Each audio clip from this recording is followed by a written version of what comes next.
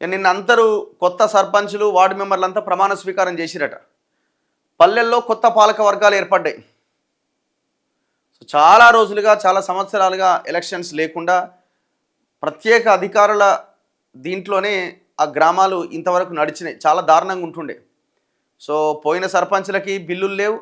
మధ్యలో ఈ పంచాయత్ సెక్రటరీలు వాళ్ళు కూడా జేబుల నుంచి ఖర్చు పెట్టుకునే ఇబ్బందులు పడ్డారు. మొత్తానికి ఇప్పుడు గ్రామ పంచాయతీలు ఏర్పాటైనాయి. ఇప్పుడు ఏ 3,000 కోట్లు మాకు 15th ఫైనాన్స్ కమిషన్ నుంచి గ్రామాలకు రావాల్సిన 3,000 కోట్ల నిధులు ఆగిపోతాయి, మురిగిపోతాయని దబదబా ఎలక్షన్లు పెట్టారు కదా, 42% రిజర్వేషన్స్ అడిగితే. సో మరి ఇప్పుడు వెంటనే మీరు ఏం చేయాలంటే ఆ 3,000 కోట్లని గ్రామాలకి త్వరగా తీసుకొచ్చి ఆ గ్రామాలకి ఇచ్చేయాలి. ఆ గ్రామాల్లో మౌలిక వసతులు లేకుండా చాలా దారుణంగా ఉన్నాయి పల్లెలు మొత్తం.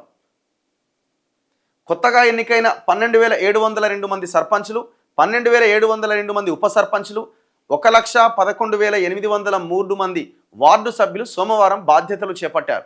మండల పరిషత్ అధికారులు, గ్రామ కార్యదర్శులు వారితో ప్రమాణం చేయించారు. పలు చోట్ల అట్టహాసంగా కార్యక్రమం జరిగింది.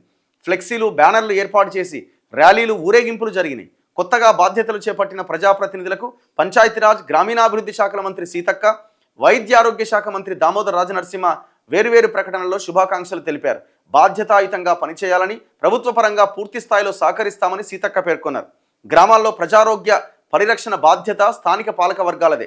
పారిశుద్ధ్యం, స్వచ్ఛమైన తాగునీటి సరఫరాపై ప్రత్యేక శ్రద్ధ వహించాలని రాజనరసింహ సూచించారు.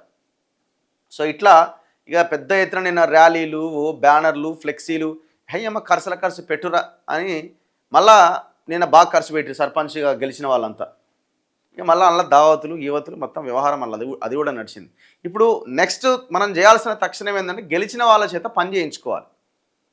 గెలిచిన వాళ్ళ చేత ప్రభుత్వాల మెడలు వంచి పనులు చేయించుకునే దిశగా మనం గ్రామ ప్రజలంతా ఒత్తిడి తీసుకురావాలి. అందుకే మీ గ్రామాల్లో యువత ప్రధానంగా గ్రామ సభలు పెట్టడానికి మీరు డిమాండ్ చేయాలి. ఏంటంటే ఇవి లోపట్నే అయిపోతుంటే నిర్ణయాలన్నీ ఏం చెప్పారు గ్రామంలో. అందుకే ఒక డేట్ ఉండాలి. ఏదైనా ఒక మేజర్ డెసిషన్ తీసుకునేటప్పుడు ఖచ్చితంగా గ్రామ సభ పెట్టాల్సిందే.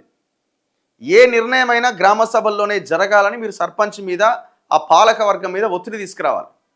అది కేవలం యువత మాత్రమే చేయగలుగుతారు. సో ఆ పని చేయండి.